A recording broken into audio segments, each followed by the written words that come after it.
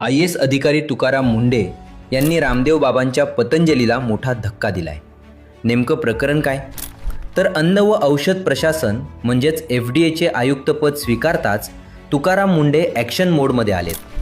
पतंजलीच्या दिव्य फार्मसीवर त्यांनी मोठी कारवाई केली आहे, कारण त्यांच्या औषधांच्या जाहिरातींमध्ये गंभीर आजार बरे करण्याचे खोटे, दिशाभूल करणारे आणि चमत्कारी दावे केले जात होते। हा थेट औषध व जादूटोणा आक्षेपार्ह जाहिराती कायदा 1954चा भंग आहे। त्यामुळे तुकाराम मुंढेंच्या आदेशानुसार मुंबई, पुणे, नाशिक, नागपूर, कोकण, अमरावती आणि छत्रपती संभाजीनगर अशा 7 विभागातील 12 दुकानांवर एकाच वेळी छापे टाकले। यात तब्बल 73 लाख रुपयांचा आयुर्वेदिक औषध साठा जप्त करण्यात आलाय।